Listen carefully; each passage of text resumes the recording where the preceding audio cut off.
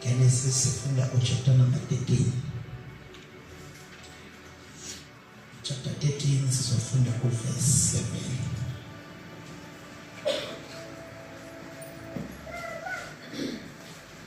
Sizofunda verse 7 ukufika verse number 14.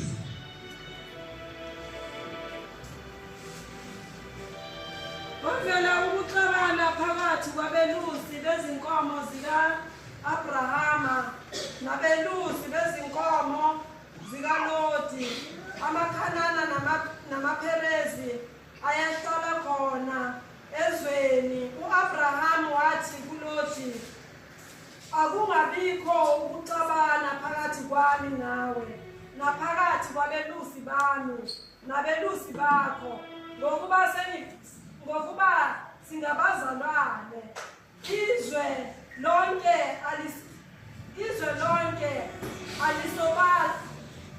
alisobala ebusweni bakho na, wawuhlukene nami. Uma uya ngokwesokhohlo ngiyakuya ngakwesokunene, uma uya ngakwesokunene ngiyakuya ngakwesokhohlo. uLoti waphakamisa amehlo akhe wabona ukuthi ithafa lonke laseJordani lalinamanzi lonke, uJehova engakachithi iSodoma neGomora. Lalinjengensimu kaJehova nanjengezwe laseGibhithe, kwaze kwaba seSowathi. uLoti wakhetha ithafa lonke laseJordani. uLoti wasuka waya mpumalanga bahlukana omunye nomunye. U-Abraham wahlala ezweni laseKhanani, uLot wahlala emizini yasethafeni, wamisa ithende lakhe ngaseSodoma. Kepha abantu baseSodoma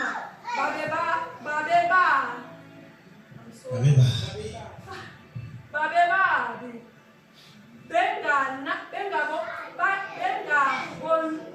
bengabonayo kaNkulunkulu phambi kukaJehova.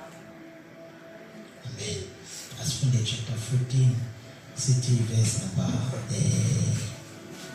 sifunde verse number 14, chapter 14, verse 14 and 15. Nxa u-Abraham esezwile ukuthi umzalwane wakhe uLot uthunjiwe, wabutha izinceku zakhe ezifundisiweyo ebezizelwe endlini yakhe ezingama318 wabaxosha kwaze kwaba kwadani.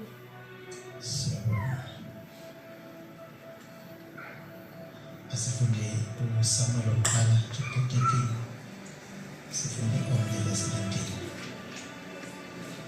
First Samuel chapter 13, verse number 19. Bese omunye angivulele ku-Isaiah 54, verse 16 and 17. Isaiah 54, verse 16 and 17. First Samuel 13, verse 19. Enkarhini wolowo vanhu lava tivaka ku pfula tinsimu a va nga ha kumeki etikweni hinkwaro ra Israyele, hikuva vaprista a va vekile nawu wa leswaku vaheleri va nga tshuki va tipfulela makumu kumbe matlhari. Amen. Isaiah 54, verse 16 and 17.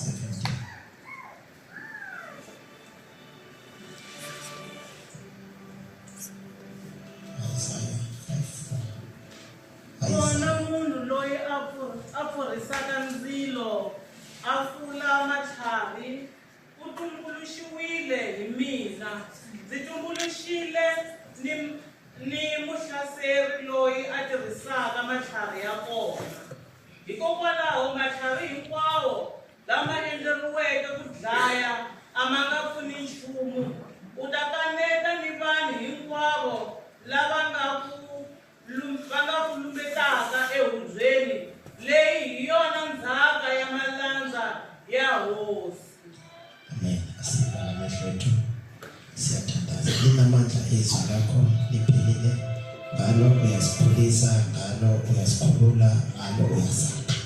Egameni likaJesu Kristu waseNazaretha ebathelete. Amen. Ya bazalwane, lasifunda khona iBhayibheli lichaza indaba kaLot noAbraham. Hallelujah. Now uLot noAbraham. Hallelujah. iBhayibheli lithi uNkulunkulu ngelinye lamalanga wamfikela uAbraham wathi, Abraham, sengifuna ukukubusisa njengamanje. Njengoba ngizokubusisa ngicela ukuthi uphume kule ndawo yakini. Amen. Now iBhayibheli lithi ke bazalwane ke uLot ke lithi iBhayibheli wathatha konke okungokwakhe wasebese uyaphuma. Glory to Jesus. Now iBhayibheli la sifunda khona ke bazalwane namhlanje la ku chapter number 13 lithi iBhayibheli uAbraham noLot babecebe kakhulu. Hallelujah. Abafume ngofu. Hallelujah. Babenilwane and futhi babenabantu ababasebenzelayo izinceku zabo lezibilusa imfuyo yabo. Nikhona bangcwele. Now iBhayibheli ke bazalwane lithi iBhayibheli ngelinye amalanga izinceku zikaLot nezinceku zikaAbraham, iBhayibheli lithi baba nempi bacabana ngoba indawo lebebakuyo lithi iBhayibheli besincane kakhulu ingakwazi ukuthi ibanele bonke. Ikhona abazalwane.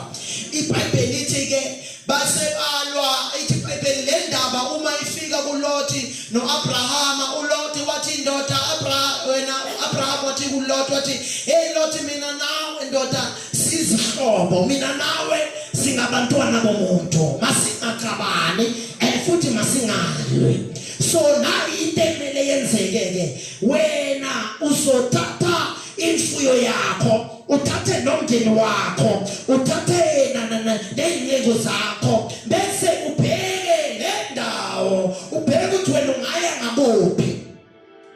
Nikhona abazalwane? Bese ke wena la uzokhetha ukuya khona, mina ngizokhetha la ungakhethanga ukuya khona. Nikhona abazalwane? iBhayibheli lithi indaba yaba inhle kakhulu endlebeni zikaLoti. iBhayibheli lithi uLoti wathi ngiyayithanda into ikhulumayo wena Abraham. iBhayibheli lithi ngaleso sikhathi wathatha amehlo wakhe wawaphakamisa, wabheka indawo yonke. iBhayibheli lithi wabona indawo leyihle kakhulu. wathi mabheka le ndawo wayibona. iBhayibheli mawufunda kahle lithi yayifana negadini kaNkulunkulu. Haleluya. Yayifana nendawo kaNkulunkulu. Yayibonakala ngathi indawo enoNkulunkulu, ngoba iEdeni bazalwane lalinoNkulunkulu. Uthi lithi iBhayibheli uLoti wabheka leyo ndawo wathi mina Abraham ngizoya ngapha ngoba ngibona ngathi le ndawo yinhle, ngibona ngathi le ndawo inamanzi. iBhayibheli lithi uLoti wathatha yonke into yakhe wasewushona khona la kule ndawo bekayithandile. iBhayibheli lithi ngasemfuleni waseJordani. Praise the Lord. Now igama noma imistake kaAbraham yakaya kaLoti ukuthi wathi ungayiphakamisa amehlo wakhe wabona into inhle, wabona into ifana neyakaNkulunkulu, wayibona ngathi inoNkulunkulu. Wangabuza uNkulunkulu ukuthi baba, njengoba sengizokhetha ngale ndlela, le ndawo ngibona ngathi inhle, wena ukhona ngaJehova kuleyo ndawo. Wena Jehova mangaya kuleyo ndawo ngizokuthola yini? Mangahamba ngiye kuleyo ndawo ngiyothi mangifika kuleyo ndawo ngikuthole na? Akabuzanga lokho, kodwa iBhayibheli lithi wamane wasuka wamangisa khona ngoba indawo yayinhle. Glory to Jesus. Senza iphutha singabazalwane mangabe siyokhetha izinto ngoba sibonakala ngathi zihle. Senza iphutha mangabe singabazalwane uma sizofuna izinto ngoba ibonakala ngathi zinoNkulunkulu. Sizobe senze iphutha masingafuna izinto eyibonakala ngathi zihle emehlweni ethu ngoba siyona yonke into emehlweni akho ethandwa nguJehova. Siyona yonke into emehlweni akho la uJehova khona phakathi kwayo.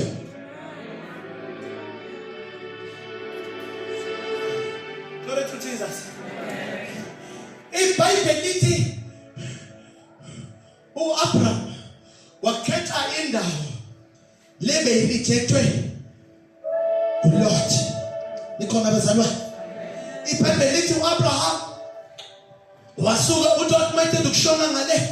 Lithi iBhayibheli uAbraham wasona kwindawo lena uLoti uthe mayibheka wabona ingamfanele.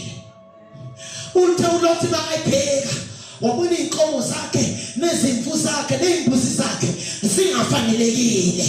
Wabona le ndawo ikulower class for imfuyo yakhe. Kodwa iBhayibheli lithi uAbraham wahamba waya kuleyo ndawo. iBhayibheli lithi uAbraham mayifika kuleyo ndawo uJehova waqala wakhuluma, uJehova waqala wambusisa, uJehova waqala wambulela. Lalela mama wami, ungahambi le ndawo ngoba sihle, kodwa funa indawo enoNkulunkulu. Funa ukuya endaweni la kunoJehova. Ungafuna abangani abanesitayela, ungahambi nabangani abafundile, ungahambi nabangani abangcono, kodwa khalela ukuhamba nabangani abakholwayo. Khalela ukuhamba nabangani abanoNkulunkulu.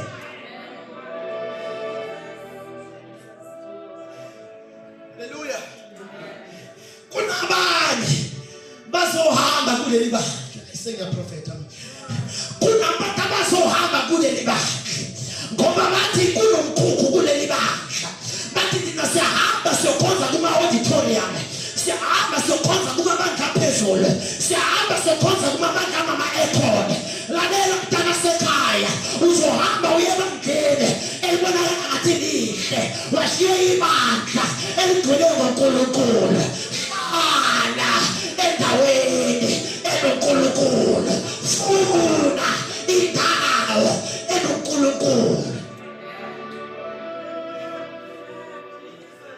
Glory to Jesus. Ibhayibheli lithi uLot mayifika laphaya ibhayibheli lithi mayifika uthola ukuthi le ndawo afike kuyo ibi kakhulu. Glory to Jesus. Uthi le ndawo akuyo enze njani bazalwane? Imbi kakhulu. Now uthi number 1 le ndawo labantu babedla isono ngathi isono simanufacture kwakhona. Nikhona bazalwane. Uthi le ndawo uma mefika lapha uthola ukuthi amadoda alala namadoda abafazi bathandana nabafazi wathola ukuthi le ndawo beyinhle emehlweni yakhe kodwa wathi mayesondela wathola ukuthi kugcwele amagay khona la kugcwele ama-lesbian khona la kugcwele abathakathi khona la kugcwele inyanga khona la lalela ungafuni ukuya endaweni enhle emehlweni akho kodwa funa indawo enoNkulunkulu funa indawo enoJehova.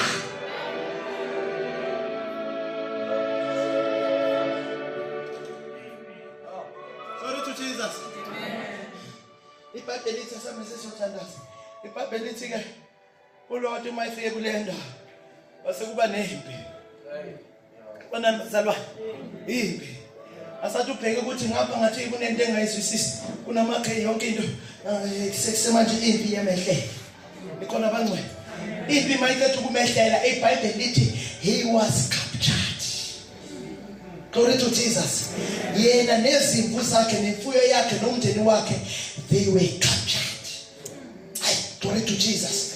iBhayibheli lithi uma bemcapturisha one of the servants iBhayibheli lithi wahamba wayotshela uAbraham ukuthi Abraham phela sinenkinga uLoti ucapturishwe. Nikhona bazalwane. Lot has been captured.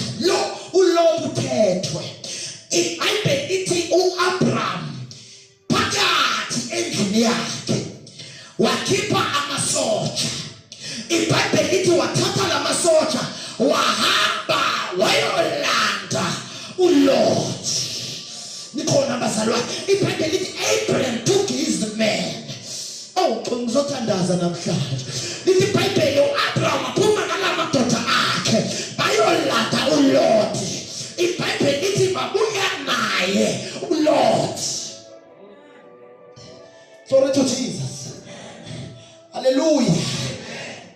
iBhayibheli babuya naye uLot babuya naye phi. Lalelo Abraham bazalwane uma ezwa ukuthi uLot uthunjiwe akazange athi ngisayofuna abantu abazolo akazange athi ngisayokhokha amasotsha. iBhayibheli lithi wangena endlini yakhe wakhipha amasotsha wangena endlini yakhe wakhipha izikhali ukuyolanda uLot ngaso.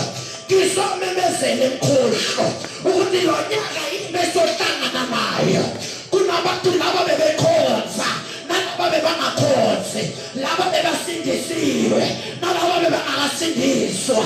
Siyabalanda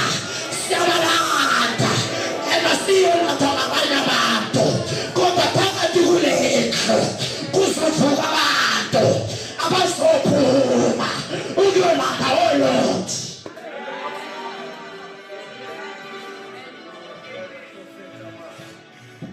Glory to Jesus. Baningi abantu abaphuma bahamba baye endaweni ebebonakala ngathi yinhle bahamba baye endaweni ebonakala ngathi iyakhazisa bahamba baye endaweni ebonakala ngathi nokuphila kanti igcwele ngokufa. Kodwa namhlanje kuleli bandla kuvuka amasotsha kuleli bandla abavangeli abazophakama abazothi siyamlanda uLord labambalele khona siyamlanda labamfihle khona siyamlanda.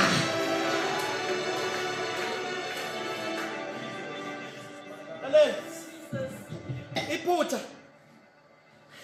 la kaSaul, 1 Samuel chapter 13. Iphutha la kaSaul ukuthi the time ayinkosi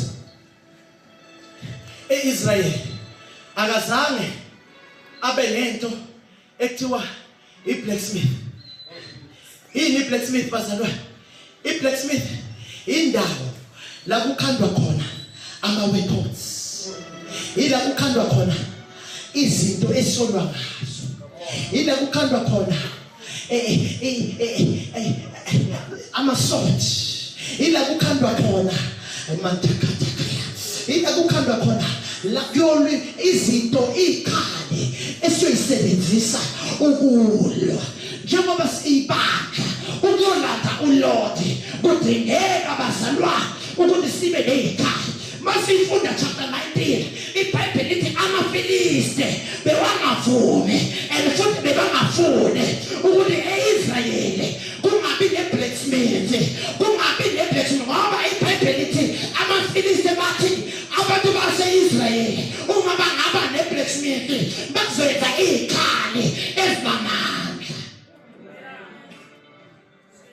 Ngamanye amagama uma ngabe uIsrayeli uyolwa noFilisti bekayolwa noFilisti ngezikhali ezeFilisti. Mangabe wena uyisithasane angeke ngikwenzele isikhali esinamandla ngoba ngiyazi ukuthi ngaleso sikhali uzonginqoba.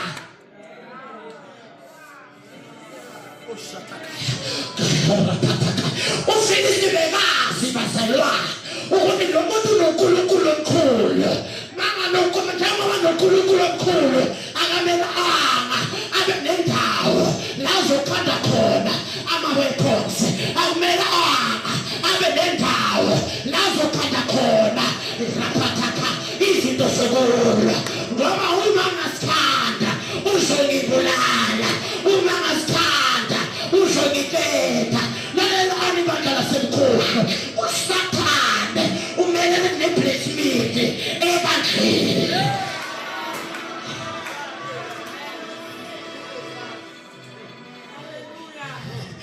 Ngicela ukuthula bazalwane, ukuthula bazalwane.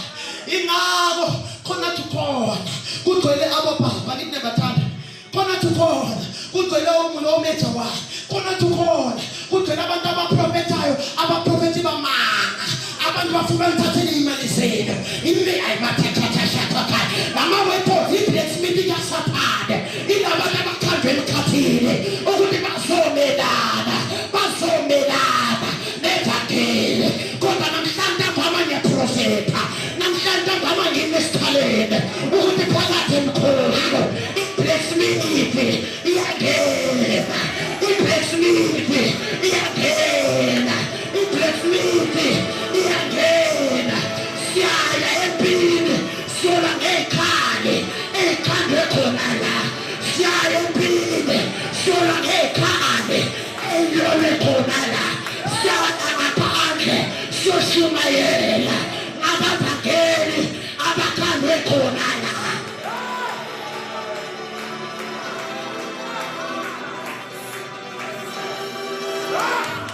Imessage ithi mayifika u-Abraham wazwisisa ukuthi phakathi endlini yami kune-blacksmith. Akudingeki bazalwane ngiyomosha isikhathi ngiyofuna laphathakaya ngiyofuna amasoja, kodwa khona la endlini yami siyamlanda uLord, siyamlanda uLord, siyamlanda.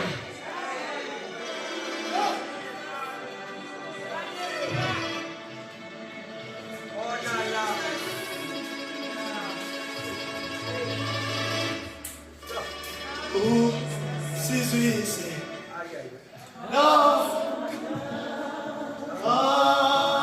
abafundi bathenjiswa